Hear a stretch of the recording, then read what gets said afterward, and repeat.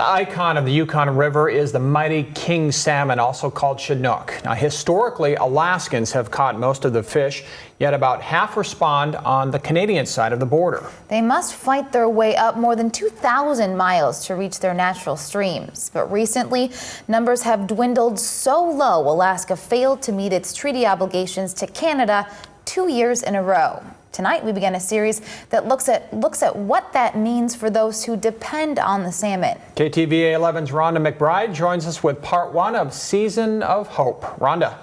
Although last season went down as one of the worst on record, fishery managers are cautiously optimistic that treaty obligations with Canada will be met. But keep in mind that that goal has only been met twice in the last 7 years, despite drastic cutbacks in fishing. Tonight, photographer Jacob Curtis and I take a look at the communities on both sides of the border that are looking for answers. The sound of the seagulls seems to echo the loss people feel, the loss of a legacy handed down from generation to generation when kings were king and the river was flush. But today, the only kings that are legal to harvest are what Fish and Game brings back from its test fisheries. Everybody's hoping for a king every day. It's really hard right now. There's only one king, a small jack.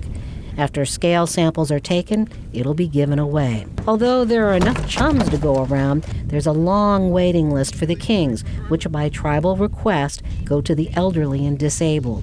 Here's the prize. It's not the biggest, but here's what everybody wants. The king salmon. The reasons why the kings have disappeared are still a mystery. The problems appear to be out in the ocean. We've kind of referred to the ocean portion of a life cycle as being a little bit of a black box of information. That's why people who live along this vast river system are the salmon's best hope by letting them swim by. My sacrifice now is what I can do. It's my effort to try and sustain this population so that it will rebound. Easier said than done, yet the question begs to be asked. That if you had not taken as many fish, that if you had gotten more fish onto the spawning grounds in those prior years, maybe you'd be fishing right now. I live on Lake LaBarge, which is the very, very end of the Yukon River Salmon Run. Don Tays and a group of Canadians working to rebuild the Chinook Run just returned from a trip hosted by the Yukon River Drainage Fisheries Association, which has members on both sides of the border. In fact, I've never had an opportunity to visit communities in Alaska. Although I've heard about these communities many, many times, and I know many of the individuals. A group of Russians also took part in the exchange. They want to learn more about how Canadians and Alaskans are working together. They're fighting to save Chinooks on the Bolshia River, where the returns are much worse than they are on the Yukon.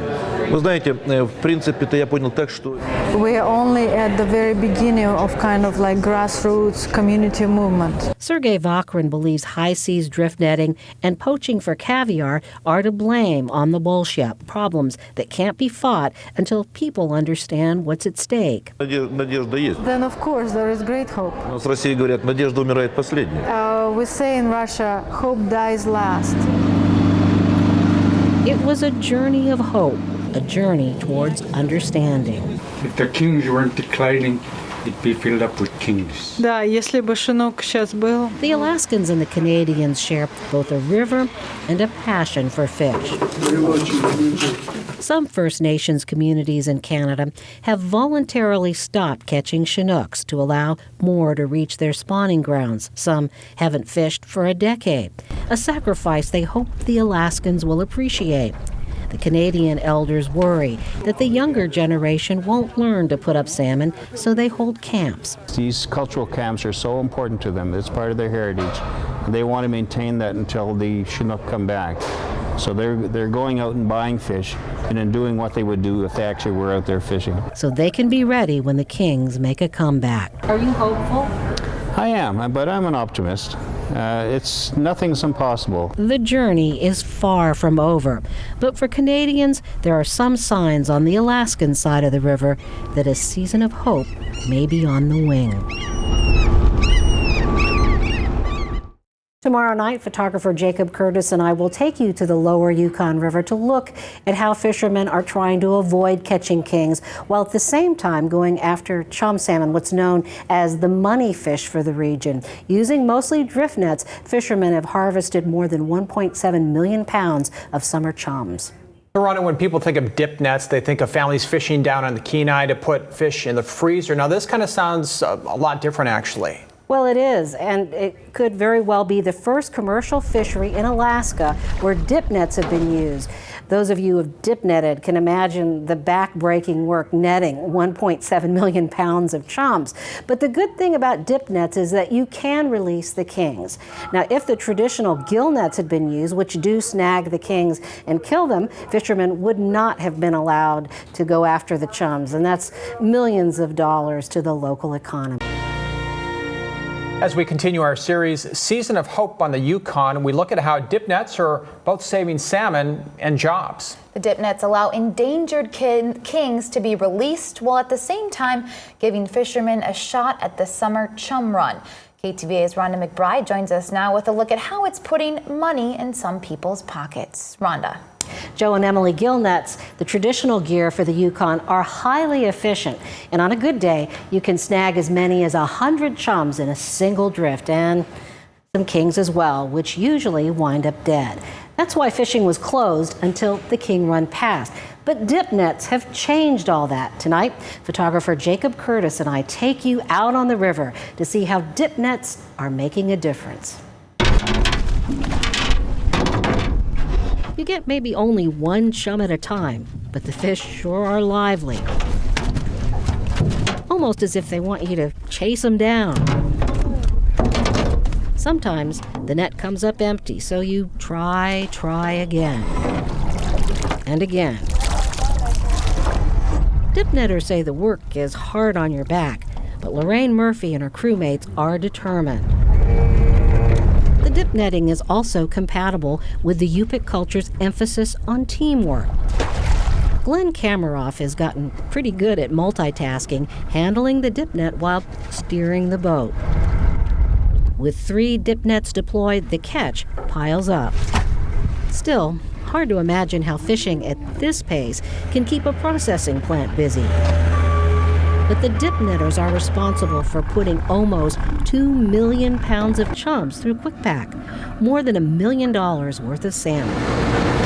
That doesn't include the payroll here at the plant. Good, I'm glad to hear that. Thanks. Jack Schulteis works the phone constantly, but he's glad to be busy. You were so discouraged when all the chums went swimming by. It was horrible, but that's why I feel so good about things now with this dip net fishery. You know, to be 1 million pounds ahead by, this time of the year. During the gill netting days, Fish and Game let a lot of chums swim by, even when kings made up only 1/10 of the catch. So we were just shut down, just could not fish. You watched all those fish go up the river, an extremely frustrating experience. Frustrating and expensive. Schulteis says the cost of the foregone harvest over the last 5 years may be as high as 9 million chums. QuickPack employs workers from about 6 villages on the lower Yukon, communities where jobs are scarce and the bills are high. $50 million that could have been put in these communities here. A few years ago, no one dreamed dip nets would deliver the money fish. Jean Sandone was one of those who pushed for dip netting. The inspiration? Dip nets on the Kenai, which families use to fill up their freezers. When Sandone fought for a state permit to use dip nets on the Yukon, he had no idea how they would work. Quite frankly, it exceeded my expectations. You give fishermen, a tool, and they're going to use that tool and modify the use of that tool so they can maximize their catch. Yet minimize the king catch. Dip netters say they can tell when a king swims into the net by its weight, so it can be quickly released. Gotta let them go, get their numbers up. The crew here knows every king counts, and just like all the chums caught in these dip nets, each adds up to success. Want to take a guess? How many kings you let go?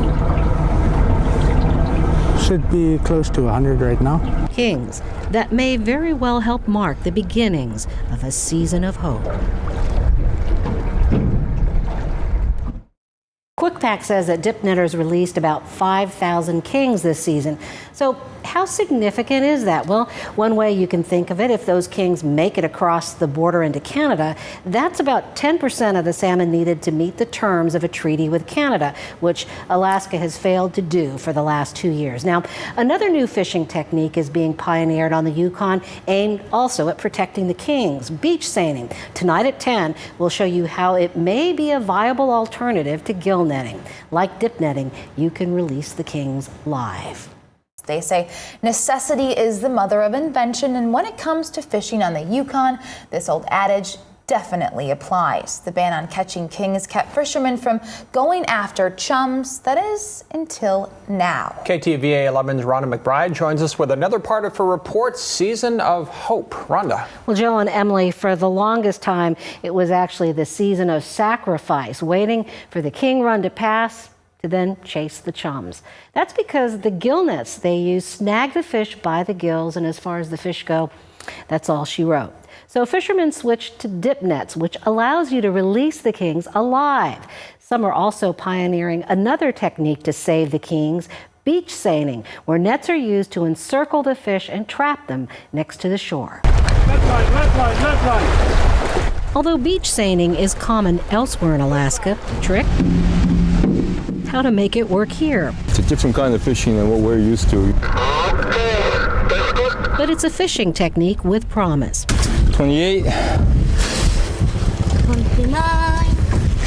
30, 31. You can catch a lot of chums. This last seine had 32 chums and 1 king released. The king right there. A king Patrick Tam sent on its way to its spawning grounds in fairly good condition. In fact, overall, beach seining seems to be a kinder, gentler fishing technique. You get good quality fish. You don't see any markings, net markings on the fish. It helps that everyone here routinely works together, because beach seining takes a lot of teamwork. Go down, go down, go down. Walk back down, walk back down. Walk back down. Walk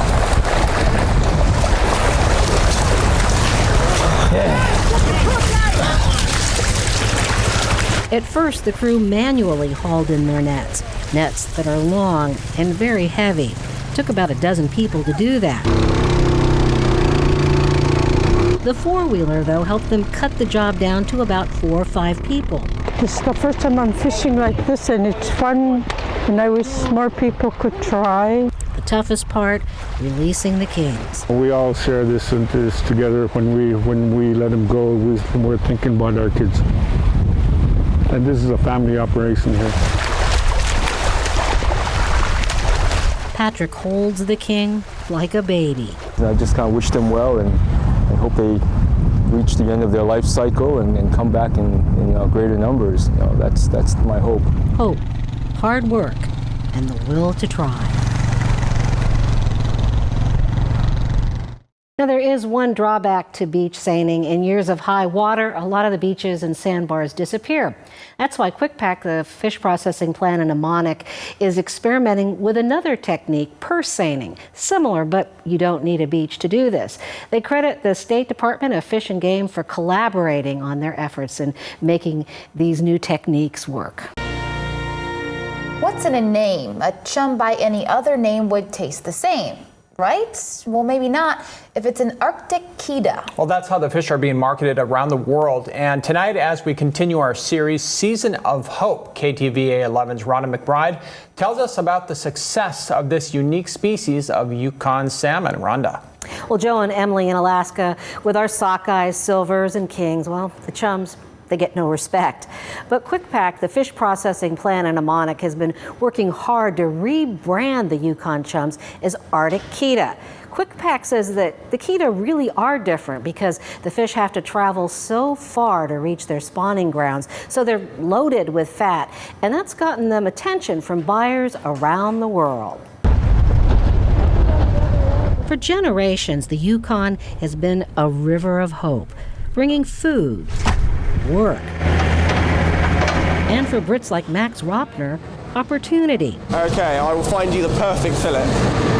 Fillets. That's what the customers for these fillets call them. Can you do me a favor and say fillet instead of fillet? I will not say fillet on telly. But what Max will say... Can't complain as a customer.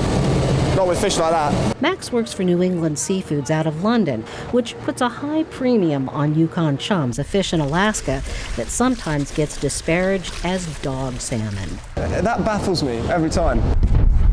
The Brits tout the health of the fish's high oil content, one of the highest for Alaska salmon, and they love the flavor. You know, everybody's sort of thinking, oh, I'm not so sure about chums, and everybody's raving about kings and sockeye, but for me, especially this Yukon fish, I think it's delicious. And to be honest, if I had that next to a sockeye, I'd choose Yukon Kita, I reckon.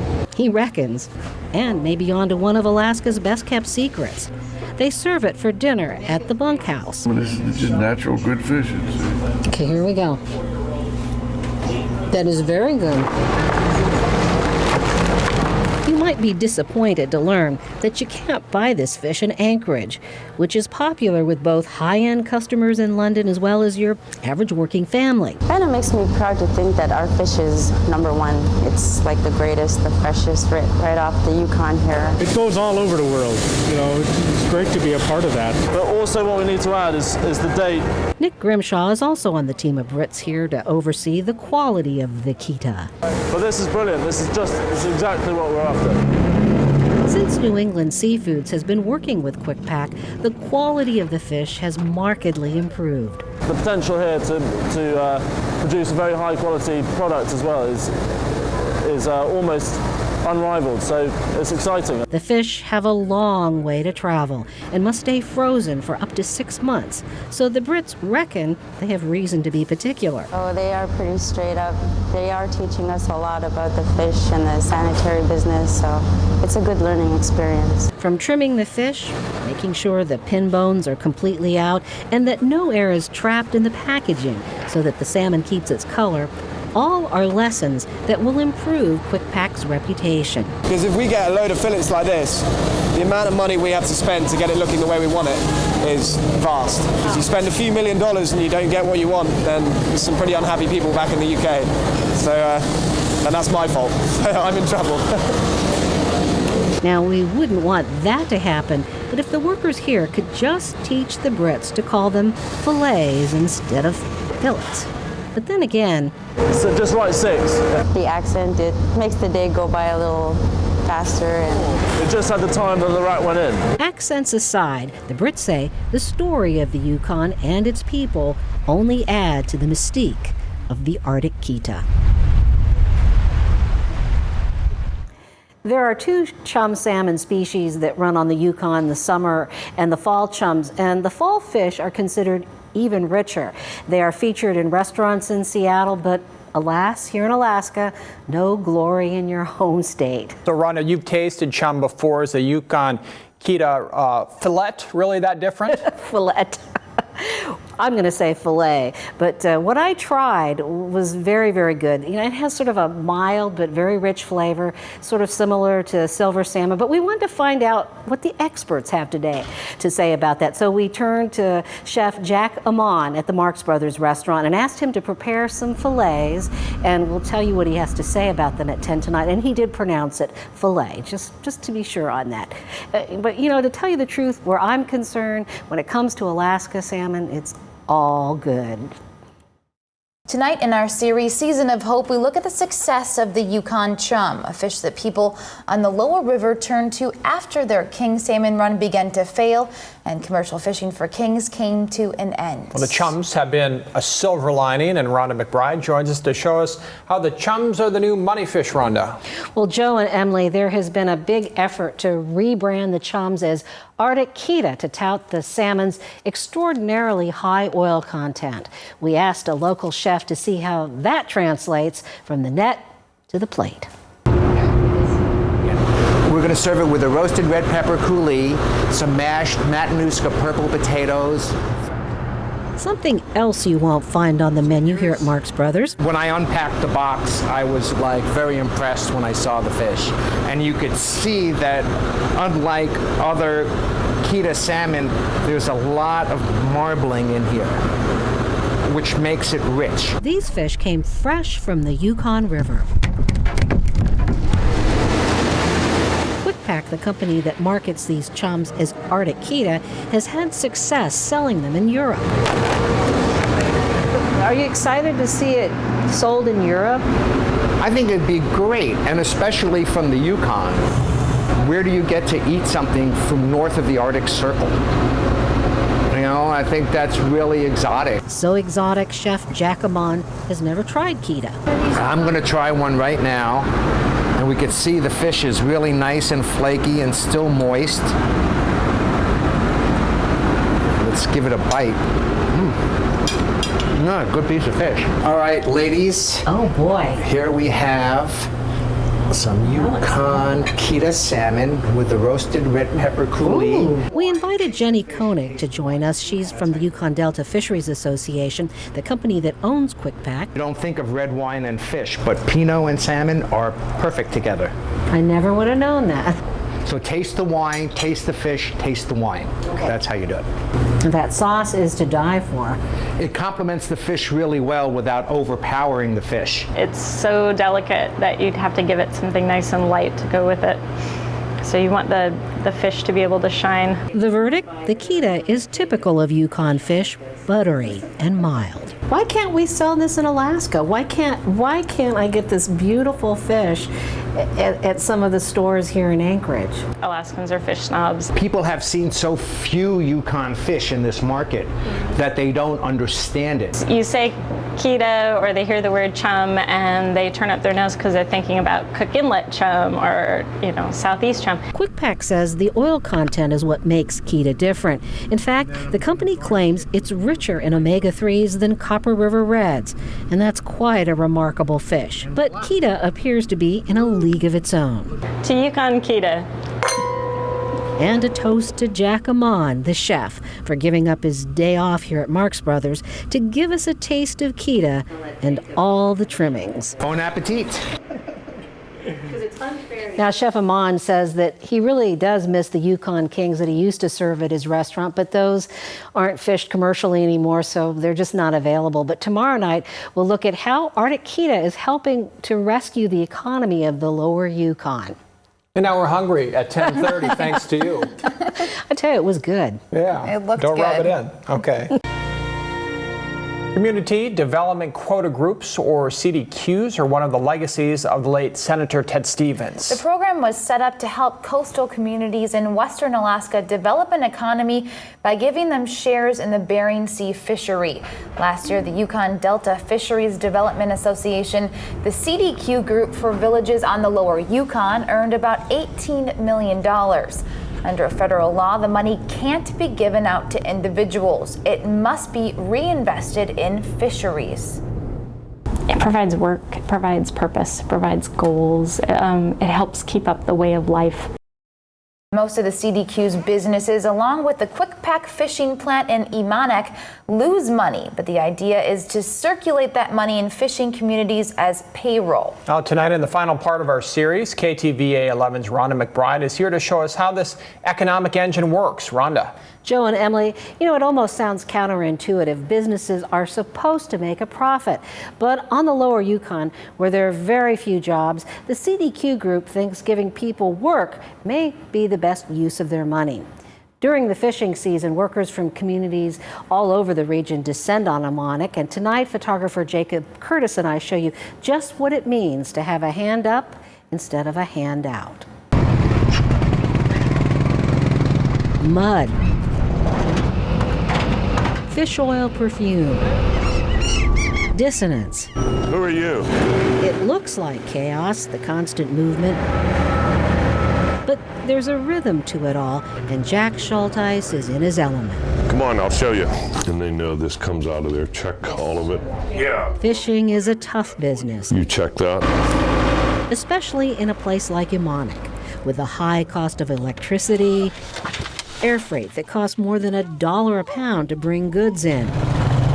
and fuel at more than $6 a gallon. A losing proposition, so why bother to try? There isn't anything else. Sony ain't going to build a TV manufacturing plant here. They're not going to drill for oil here. This is all we got. The Ammonic plant lost $9 million last year. And if it weren't for subsidies from the CDQ program, it would go under. And gone with it, the millions it pays out for fish and jobs. You missed a spot. Sophie Ann Moore has 2 kids, and like a lot of the workers here, she's a single parent. Yeah, I'd like to further my education and move on out of here. And this is a good helping stepping stone. For just about everyone here, Quick Pack is a stepping stone out of poverty. Every one of these bikes belongs to a kid with a job. Kids like Jacob Kameroff. Jacob has worked at Quick Pack since he was 14. Good morning, Monarch Fisheries. This is Jacob speaking. How may I help you? In the afternoon, he trains other kids to answer the phone, a job Jacob really likes. I wake up early for school now. I'm always on time. I try to stay organized. Jacob has impressed the admin office with his professionalism. Pardon? Can you repeat that? And the way he puts family first. Joe Mike started to work here last summer. He's 14 now. Before that, when he was too young to hold a job, he wanted one so badly he offered to work for free. They get motivated. They don't have to go to their parents and say, "Ma, can I have $1?" It's really great for them. But truth be known, many of the kids here help support their families. Elders in Ammonic believe the youth employment program has cut down on vandalism. Quick Pack says it's noticed something else. And for whatever reason, the kids that are in this program, we've not had any suicides of the participants in it, which we feel is a very positive sign. Honestly, I lost track after the 4th one. Maggie Isidore is from a village where there have been a lot of suicides. She says her job boxing frozen salmon has literally been a lifeline. When I'm not working, I think about all the people that I lost, and that hurts me a lot because some of them I was pretty close to them. At 14, I lost my best friend to suicide. Maggie says she's not alone. Most of the kids she works with have had to grow up fast. I have a lot of dreams. My main dream right now is to give my daughter the things I wanted growing up. Her daughter needs lots right now, and Maggie says the $10 an hour she earns here at Quick Pack has made all the difference. You have to be creative to pull this off out here.